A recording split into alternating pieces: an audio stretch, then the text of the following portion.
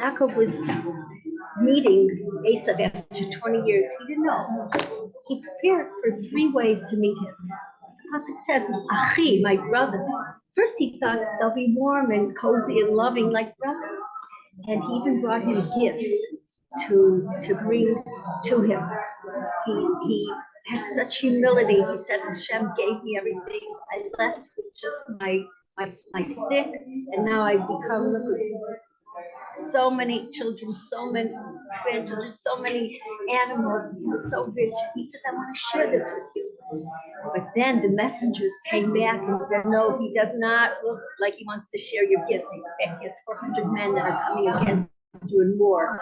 So he also prepared for that. He prepared for milchama also. He prepared in a way that teaches us today how to prepare for milchama physically and also against the Yetzer Hara. He divided his whole family in half. He's not levatir. Like even Yetzer Hara takes from us something, takes our happiness, takes our emunah, our faith, takes our davening. We have milchama against it. Taught us tachsise, the strategy of war. We divide in half, and we say, you're not going there, you're not touching that. I'm going to hang on to half of my prayer, to half of my joy, to half of my faith. I'm not giving in on everything. He teaches us the ruchni is also not to give in on everything, but to hold strong half, like he did. He divided his everything in half. And he approached, this is how we can approach every problem, every threat, every situation, with giving him a gift, which is chesed. That he did in the zechus of Avraham, because remember, Avraham was Isha chesed.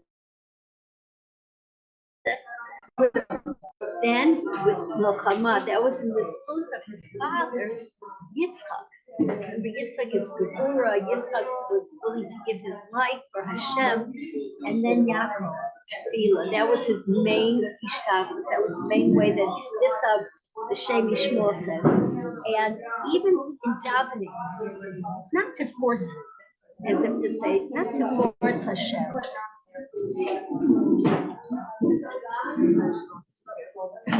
Not to force Hashem to say, I have to have it now, or you must give it to me, or I have to have exactly what I want.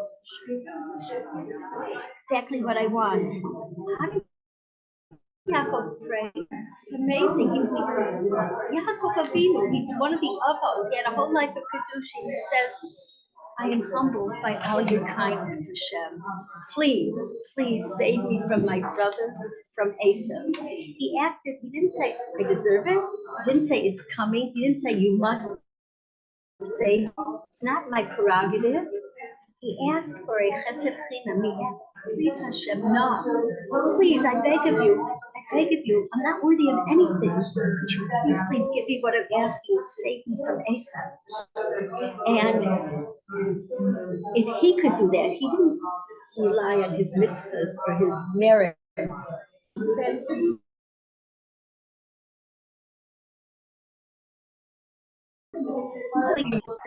I don't deserve it. How much more so should we? Because Hashem and say, I deserve A, B, and C. Well, they'll open up the book records. That's like the mitzvahs and the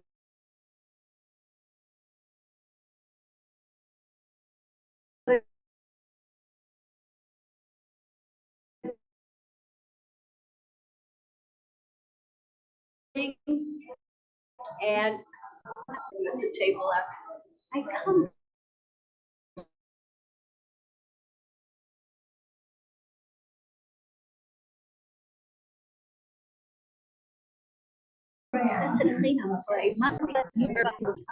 That way. Can you imagine, like, of course, all of us should. And he tells us how to act in all areas of our life. And Pasuk says, it's, if somebody would like to read it, there's the Hebrew, and next to the Hebrew is the English. So we could read like just a couple words in Hebrew and then translate them. It's number 1, chapter 32, Pasuk 8. It's the beginning of this week's Parsha.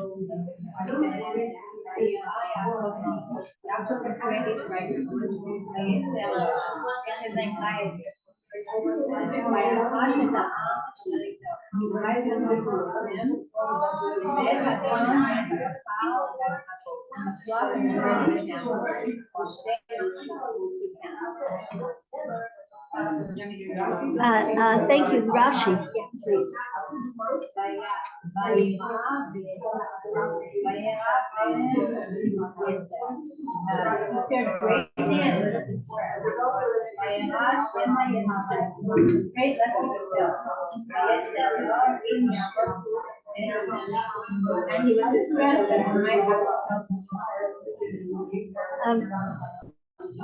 He was as concerned about being killed as having to kill. Because he was saying maybe Asa hired some soldiers or drafted some soldiers that are good people or not bad people and you have to kill them.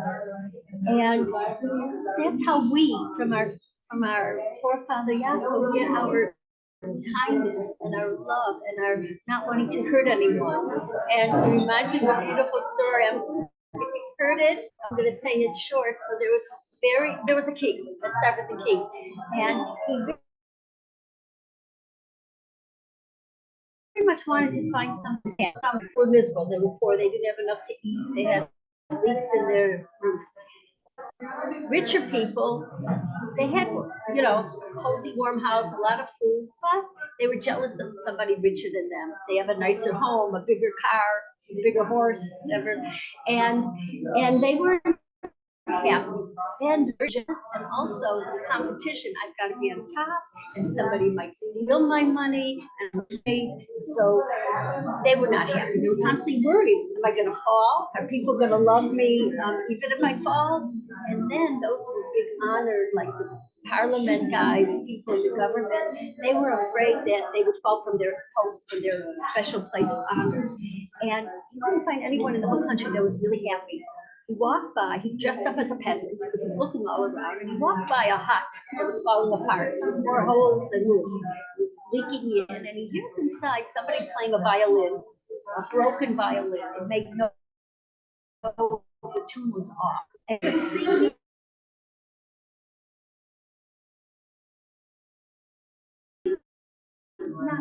Heather, I'm so happy you came. And he had a piece of bread, piece of cheese, and a little wine. And he says, come, I'll give you half of everything I have. You could sleep over. Here's a little straw. I'll give you my bed. I'll take the straw. And he never tasted such a good meal. It was full of love, and it was full of contentment. It was full of happiness. And he ate, he even slept there. And the bed was so comfortable. He's used to king size, king bed, all those feathers. He loved it. He's a warm place, a nice guy. He's happy, the only happy person he found in his whole kingdom. The next morning, he said, how come you're so happy? So why shouldn't I be? Thank God I have everything I need. I go to work every day. I get paid daily. I have weekly. And after that, I go home. I buy myself some bread and cheese and wine. I eat. I play with my fiddle. I sing. I go to sleep. Why shouldn't I be happy? So thinks to himself, I'm going to make him miserable. Let's see how happy he'll be. I'm going to take away his parnasa. Yeah. And, right? And so the king asked him, oh, what do you do for a living? What's your parnasa? He said, oh, I fix things. Anything that's broken, I can fix. A chair, a table, a computer, I don't know, a gate, a fence. So this big sign the next morning, an edict from the king. Nobody's allowed to hire someone to fix your things, whether it's your chairs or your cups, those glass cups. Nothing. You have to fix it yourself and throw it away. He's stuck. He has no parnasa. He's going to be hungry. He didn't save any money. He bought it last night. He bought his cheese and bread and wine. So he was thinking, I have an idea, because he bumps into somebody's garden, like their huts there. It was very dirty, and all the leaves were there, and it wasn't nice. So he knocked on the door. Would you like me to fix your backyard? I can sweep up all the leaves and rake them, and I can make it very pretty. I put all the stones on the side. You have a stone garden. Okay, thank you. He did it. He did it in a few places. He got what he made for the day, and again he bought his dinner. And he's playing his fiddle, and the king, dressed as a peasant, comes by. What happened? I heard that the king made a decree, something about your parnasa, about your.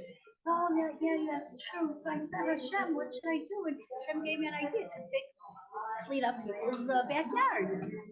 And here I am. Please share with me. Please sleep over. Which he did. Next morning, big sign. Nobody's allowed. If they have a backyard, you have to clean it yourself. You may not hire someone to clean it. Now what's he gonna do? So he did one other thing, make it short, and I forgot it. So then he says, he sees that there's a sign. You could be a daily soldier.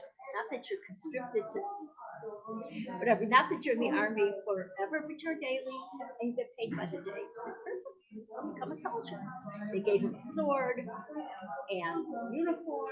They said, well, we don't pay you tonight, we pay you tomorrow night. Don't worry, we're good for our money. You know, it's the government. So he said, okay. Now at night, he has nothing to eat. What's he going to do? So he gets an idea. He'll pawn the silver in the sword, the metal part that does the killing. He'll pawn it. He'll get money, and from that money, he'll eat tonight. And tomorrow, when he gets paid, he'll reimburse it. He'll go back and he'll give them, and he'll pay, and he'll get back the inside of the sword.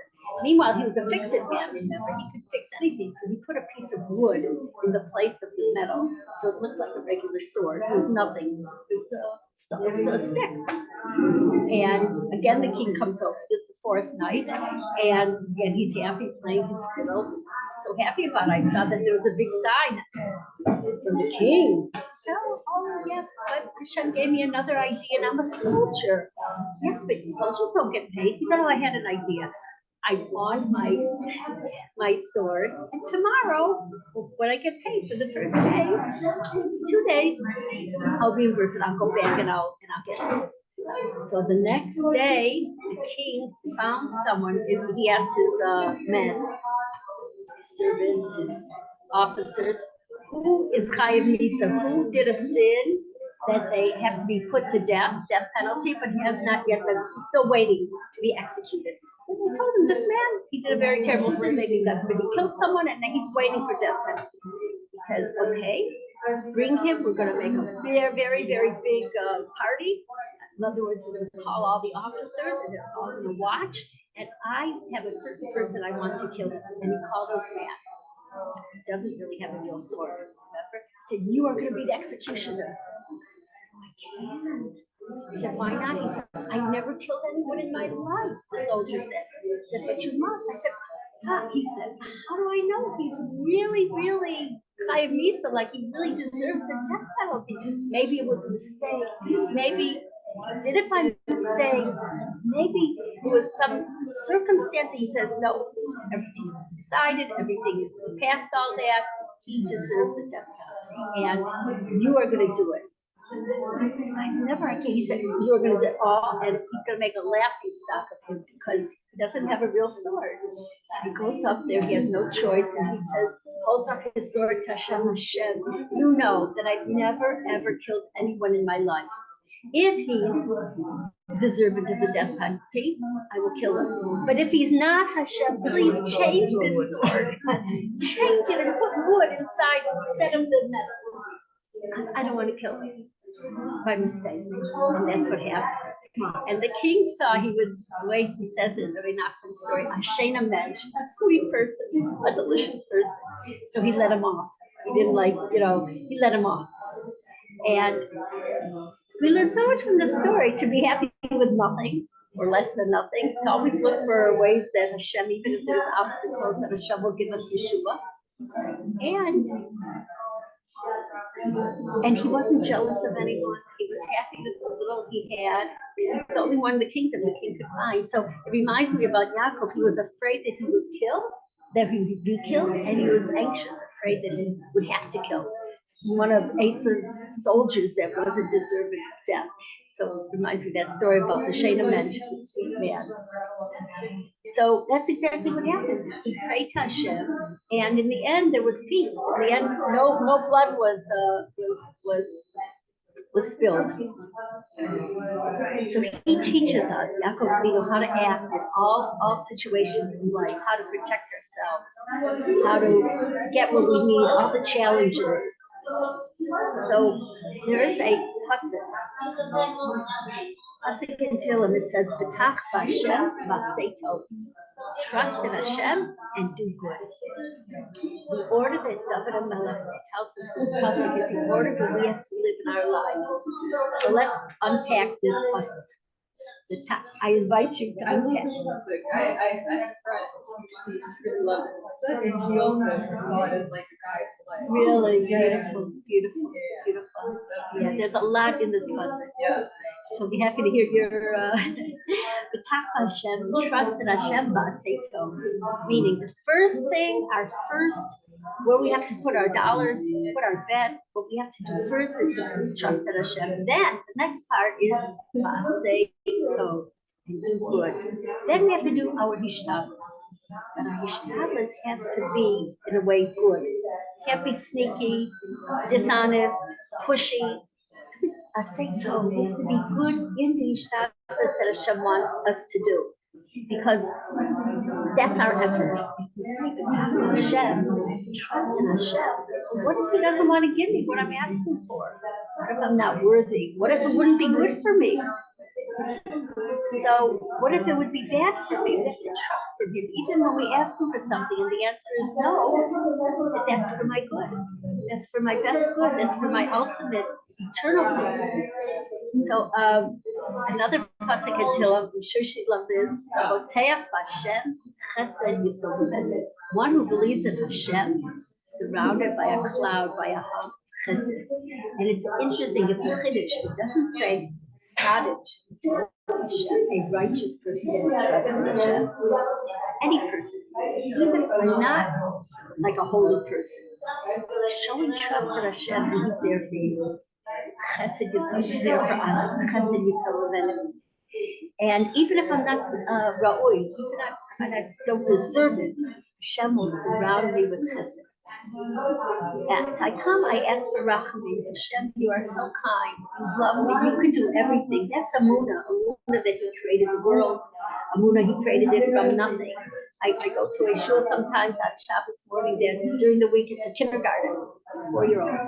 And I love looking on the walls. I love everything about it. I try to concentrate on my download. So there's 6 big pictures of everything He created in the 6 days of creation.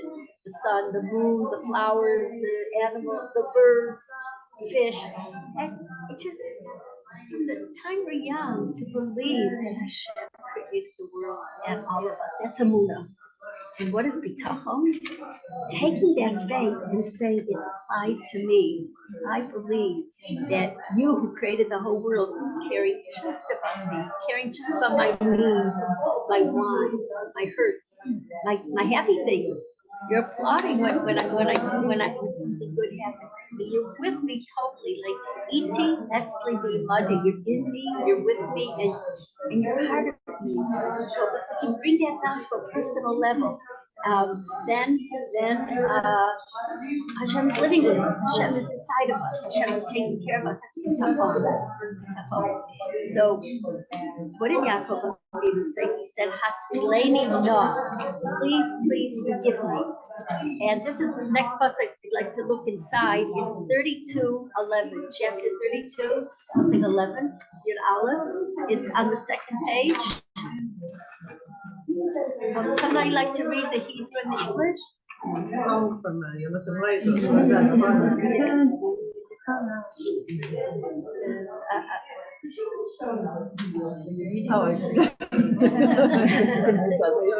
I'll sing it all. I am unworthy of all the kindness and truth. That you have so steadfastly shown your servant.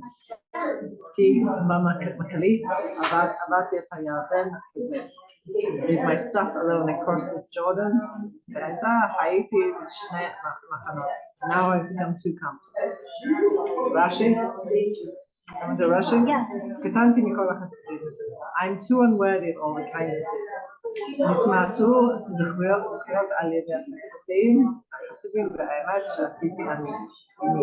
My merits are diminished in consequence of all the kindness and truth which you have already shown me.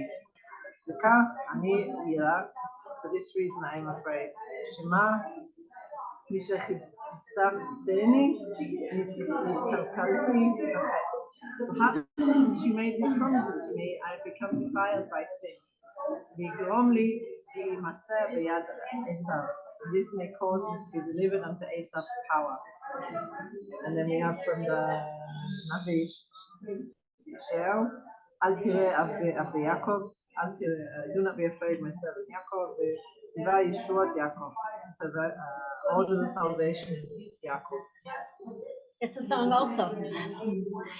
We ask Hashem, command Yeshua. Overnight, he could just rain down anything he wants from heaven, and they're all gone. And poof, all the enemies are gone. The good ones are Hasidic ones are all gone. And he can and he will. And so we turn to him, but up here without any fear, like David said, to start being a war, not to be afraid of him. Not to be afraid of them. They're puppets, they're less than puppets, they're air, they're less than air. What's less than air? Well, we have names for them. They're yucky and that our names? Mucky.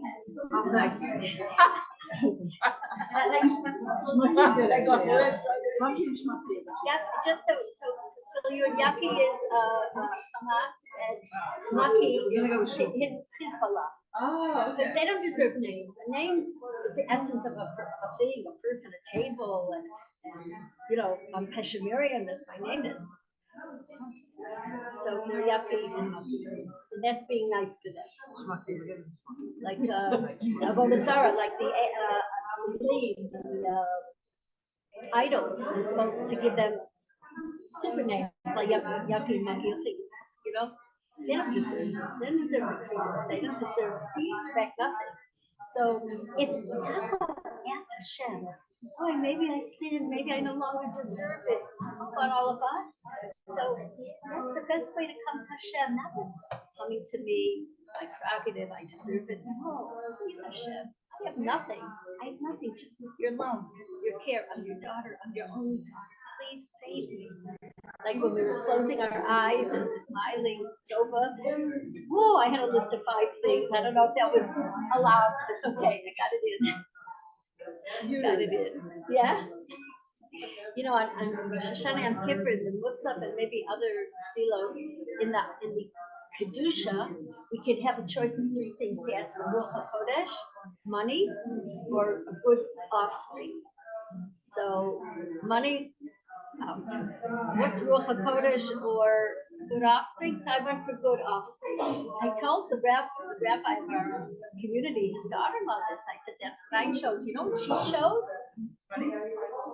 All 3. She said, she said, I said, wait, it says to choose one. Hashem is big. Hashem is kind. Just look all 3. So I hope it's okay with Doba, but I asked the 5. But they're all like, it's not my top 10. Top. You know, these 5 are on the top, and then number 2 would be. So King David says a beautiful pasuk in Tehillim, which teaches us so much about. We've seen this so much in the last 6 weeks. We've seen this come true. This pasuk. It's a pasuk Kuf Zayin. That's the chapter. That's one of the Shirmalas. It's not in here though. It's Im Hashem lo shomer ir. If Hashem does not protect the city, shav shakad shomer. It's the watchman that's watching over the city. You know, they used to stand on top, and they had like a place where they go all the way up, and they watch. They take shifts, 24 hours, 8 to 8, whatever. Shakad shav. He's watching it for nothing. Yeah, they were watching it for nothing, and others, Hashem protected them. They had a little gate that they locked because of the Shabbos. It was a gate to them. They had machinery, they had anything. They could have thrown the gate away. It's Hashem. So as much as we have to do our Vayishlach, we have to realize only if Hashem is shomer, only if He wants, only if He allows it, will the doctor come through, will the Parnasa come through, will the Shidduch come through, only if He wants. So where am I placing most of my energy, and my enthusiasm, and my excitement in Hashem? We need both. No, because he could have said, Im Hashem lo shomer ir, if Hashem does not guard the city, no, it won't be guarded. Shav shomer, Shabbat shomer. What's this shomer doing then? It teaches that the city needs a shomer. The city needs a watchman. We need to do our effort. And if Hashem wants, only if Hashem wants will come fruition, will come good. Even though the main thing is our trust in Hashem, we still have to do Mishtadlus. Which, you know the word Mishtadlus? What does it mean? Like, put in our effort. What? To try, right? We have to do our hours. We need both. Now it could seem to be a contradiction. Like it's either one or the other. It's either day or night. You can't say, well, it's right now day and night. It's black and white. Well, it's right now a little bit black and a little bit. It's one or the other. So which one is it? Which one is it? It's confusing. I rely on Hashem. Why should I work? I'm relying on Hashem. Why do anything? Or the other side, I have a weekly paycheck. Why do I need to believe in Hashem? It's been coming for the last 20 years from the insurance company every Friday, like That's magic. the hardest thing in Jewish life, trying to find the balance That's between. so Sometimes this is good, sometimes it's more. Find the balance, we can find that. Everything. And for each of us, it's different.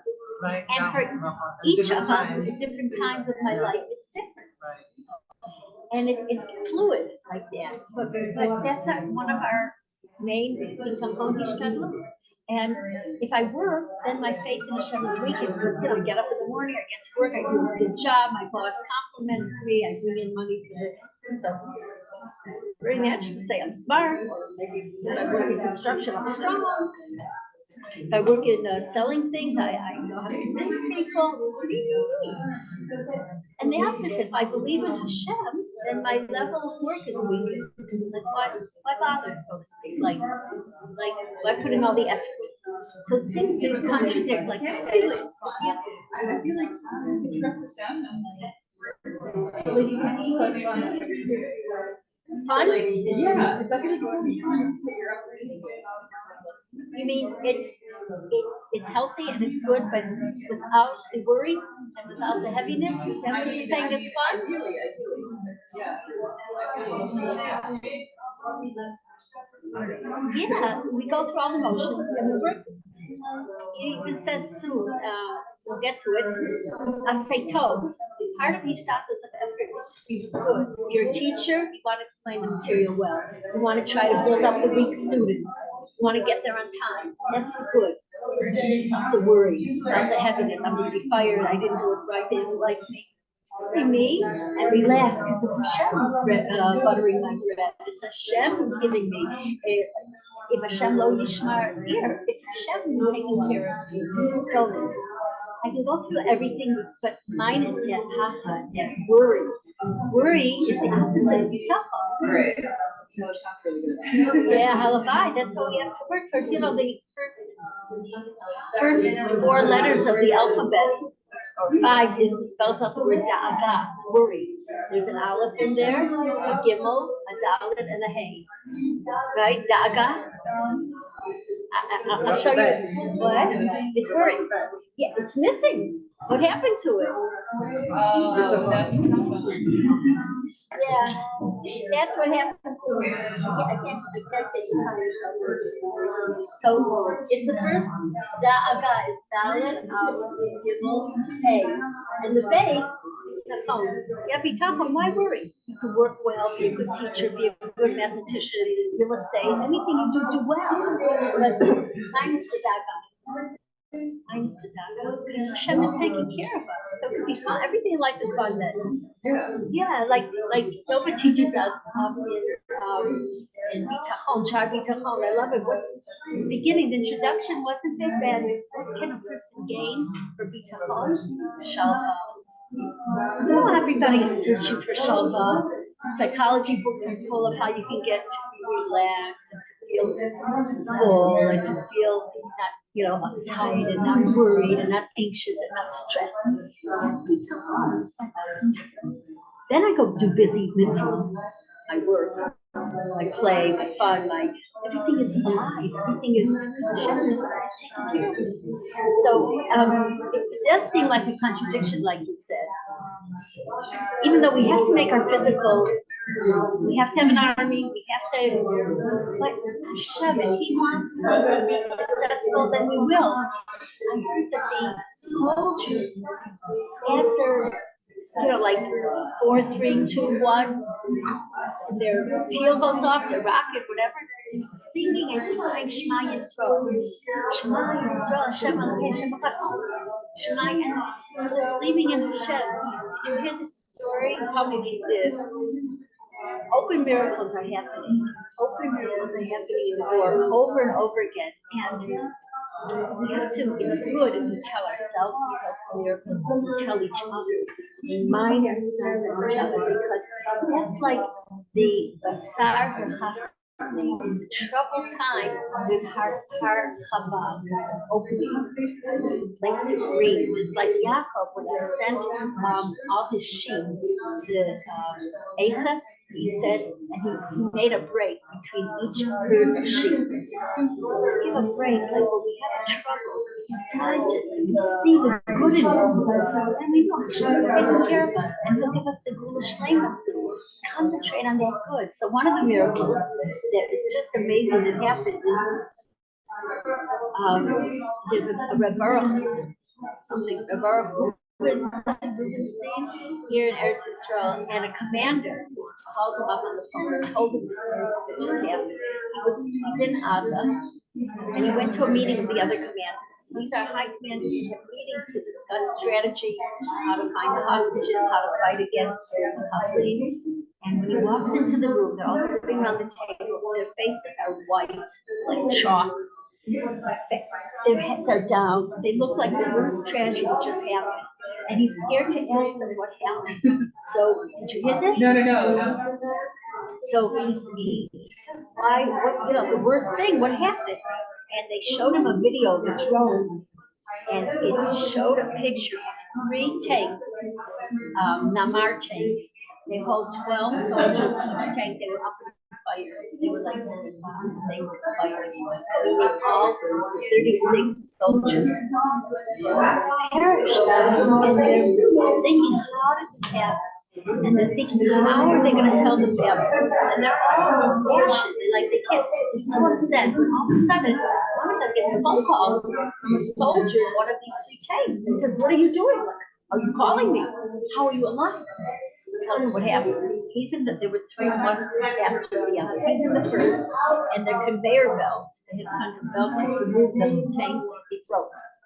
So instead of sitting there like ducks, waiting to be shot, they all left the tank, all 12 of them. So the second tank saw them leaving, and they said, okay, maybe there's danger, we're going to leave too. They left. The third saw the second, they left the second. As soon as the last soldier got far enough away, bombs came down, and all 3. And then what does the officer say? Rabbi, it's because of your prayers, because of Am Yisrael davening for us, and learning for us, and doing mitzvahs for us. That's why we're saying, keep it up. Don't stop. He said, that's what's keeping us and giving us miracles, open miracles every single day. They beg us to keep on davening, to keep on doing ruchnias for them, because they realize if Hashem lo yishma ir, if Hashem isn't gonna, nothing's gonna save us. It's in health, it's in the Lord. But to know who to turn to, but that balance, which is like you said, so very confusing. It seems contradictory. So which is it? Should I believe? Should I work? Should I? If I believe, my mother working. So if I work, what? It's me. So there's something very, very beautiful about this. When I realized that even Teva, the sun goes up, the sun comes down. So I think, well, that's Teva. What does that have to do with Hashem? Coming up for 5,000 plus years, going down. Hashem doesn't want that to happen. He is above Teva. The word Ha-Teva equals Elohim, nature. equal to name of Hashem, numerical value. Hashem wants he could suspend nature. Remember, he did. The Yam Suf, he had the sun stay up for another 3 hours or come down 3 hours early. No problem. No problem. Once Rabbi Pinchas Ben Yair was going on a very big mission, and he was going to save captives. And he got to a big river, and he said, "River split. I have to do a mission to do a mitzvah to save captives." The river said, "I can't split. Hashem told me to flow." He said, "But I'm telling you to split." He said, Hashem told me, and I know it's a mitzvah. That's a vadai. It's a vadai. I know it's a vadai. It's certainly a mitzvah. And you're just a suffix. You don't know if you're going to be successful. Suffix is a doubt. It's a question. Suffix is a thing. Zeh vadai v'zeh suffix. I know that I'm doing his ratzon. Told me to flow, I'm flowing. You are in question mark. Will you be successful in freeing them, or will you get caught also? Who knows? So the first priority goes to vadai, to something that's for sure. Under that is something in question. So Rabbi Pinchas Ben Yair said to him, very good. I'm also a vadai. I'm also certain. I know I don't know what the outcome will be. That's not my business. That's in Hashem's hands. But the certainty of what I'm doing is his ratzon, his mitzvah. I'm trying to free them. That's certain. So now we're up against certain versus certain. He says that if you don't split, I'm going to dry you off.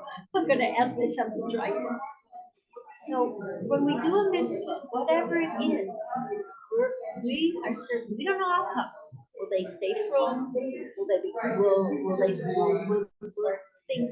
We can look ourselves in the mirror. My father used to always say, "Oh, Father's Yortzeit was on Shabbos. I want to dedicate this to his Elias Neshama, to his name was Chaim Meir Ben Yisrael Shimon." And he would always say, he was a CPA, an accountant, and he would always say, I can look myself in the mirror at night, and I have no question. He was so honest as like a ruler. And he said, see my hands, they don't shake because I'm so honest. I'm not afraid. Did I cheat the IRS? Did I cheat the IRS is like the tax people. Nothing is totally. Yeah, CPA? No. Honest?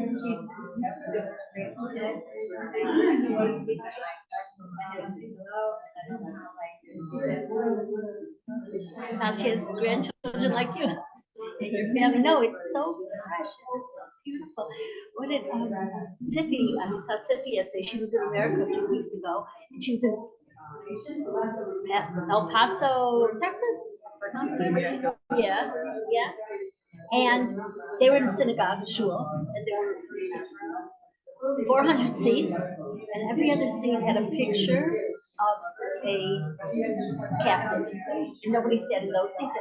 And there were 40 people in the tefillah, and these are cowboys. They wear the cowboy hats, yeah, and they're praying to Hashem. It was like so special. And today, Deborah told us, some of us, that one of the women that was freed as a captive, an older woman, she said, take her in my place. She's older than me, and she has medical problems. She offered to stay and take her. I have goodness when I say that and think of it, because here I am supposed to be from, supposed to be caring, and like, I can't even say I would want to do it. I can say I would want to do it. I'm like removed. It's you can say that up to 7 times. I want to do that. I mean, to me, she's just such a, I can't believe it. So, and it's like the story of Rachel. She gave her sister Leah, and she gave the sister Manim. And today, you know, was about to destroy something that Abraham, Yitzchak, Yaakov, the Imahos came and said, don't destroy it. He said, no, there's have like another woman in our lives. It's a Vodasara. It's the idol. So Rachel comes and says, I did give over my sister to Yaakov. People are going to say, I have more compassion than you. I'm a mere person. So what is idols? As if another woman was married, not as if another woman was marrying the husband. It's meant for me. So he said, you're right. Don't cry. I will bring children back. And I was thinking, this woman didn't know the results when she's offered to stay in captivity. She could have stayed and then been freed. And then all the children and grandchildren become frozen, just picturing. And then she's, you know, Miss Israel, and all the tzaddikim, you know, throw her a party because, and they say, your Zechus is great, just like they said to Rachel. Rachel did not know the end of the story, and she thought she was going to miss out on Yaakov. She didn't know she would get him, she would have Shvatim, she would be buried, and, you know, on the way, and all that, thousands of years by her. And this woman, she wrote the story that she offered. So it's as if, I mean, she offered it, she wants so I hope she'll have good health and be free, and all of them be free, and all the children return back to Hashem. See, this is the mama, what's her name? Shula. This is the mama Shula that it's a her serious message. We are all Torah today. So, where am I going to invest my energy? Is my energy going to go to work? And so the son of the Rambam, his name was abroad. He wrote a very beautiful sefer, and he wrote that we have to do Ishtadlus, but not exaggerate it, not to go crazy in the Ishtadlus. We have to believe in Hashem. And where does a person put most of his weight? Tehillim, and asking Hashem, and asking for Emunah. Let me work on my Emunah. And where's my Emunah? Let me work on my Emunah to strengthen my faith. Everything. And that's the balance. Why did Hashem give us this contradictory, confusing dichotomy like that? To give us we have the power of choice. Thank you. Power of choice. If I pray to Hashem, I believe in you. I'm going to give you everything. You're with me. And then I went outside and there were $10 bills and they were just $6,000 bills on my tree. There'd be no power of choice. You know, I'd be an angel. It works. It works. But what it doesn't, Hashem wants us to have both, and he hides himself, and we have to work on we're the faith. spiritual in the physical world. That's the ultimate dichotomy. We are a spiritual being in the physical world. We have to follow the physical rules of that physical world. Why? To get by. Because Hashem wants us to. Right. That's My avoda, my ishtadlus, my work, going out to, you know, getting that weekly paycheck is because Hashem wants me to. But I don't have to go. But Rabbi Abraham, the son of the Rambam, says, don't be crazy about it. Because Hashem wrote Zeh Matzliach. Hashem wants, it's going to work. With everything. Person went to the best doctor and never wasn't cured. Somebody else went for the same problem to a Kupat doctor and he was cured. Somebody smart, contacts, with a lot of money, invested in a business and it went sour. Another person, not so brilliant, not so, and it blossomed, it bloomed. It's what Hashem wants. So everything, what's left, like he said, is fun. What's left is like, it says in Sharpi Tachon, without worry, relaxed, shalva. Shalva is so beautiful way to live life. It's a fun way to live life. And we can be something through a movement, a seito, and to serve Hashem. There's three types of avodah zarah, so to speak. Three types of not believing in Hashem. Api courses that people use a lot. It's called called Mikra, Mazel, and Teva. It's just not Say like that again, Mazel. Mikra? Mikra, like So things just happen by chance. by chance. There's no coincidence. There's no Hashem. Mikra, the same words, Rachmei Hashem, the same 4 letters. They spell Rachmei Hashem. There's no such thing as a Mikra, because if there would be, why get up in the morning? It just happened that we have a war. It just happened she passed away young. It just happened that there's no rhyme or reason. That what am I doing here? Like I'm out here. Mazal, it says in Shabbos and Gemara, Ein Mazal Yisrael, like astrology. This is not Mazal. This is not. We're above Mazal. We're above it. Ein Mazal Yisrael. The Jewish people are above it. And the last thing is Teva, laws of nature. Shabbat, he undoes that law of nature like that. All the enemies like that. It says. Israel is the Mala Minatef. So man can't finish with this to the Baal Shem Tov because he has a very big problem. He's crying tomorrow. The non-Jew that he works for, just like a Macabbi, is coming to get paid for the whole year. He doesn't have a penny. Feed his family, and he's going to kill him. He's going to put him in those dungeons, and he's coming tomorrow. So he says, "How do you know he's coming tomorrow?" He says, "What do you mean? He wrote me a letter. He sent me a telegram. He always comes on the 1st of April once a year." He says to him, "How do you know the sun is going to come up tomorrow?" He's coming up since creation. Because Hashem says, Hashem doesn't want it. Man came to the home. This is mother to the Lubavitch Rebbe. He's crying. His son is about to marry a non-Jew. You know the answer to him? Only Hashem lets him. Only Hashem lets him marry her. So the more we turn to Hashem, the more we get access his true waiting to be given shefa, tzfat, and love. And I just thought my father, he was very Tamimistic. He was born in Detroit. He didn't have a yeshiva education.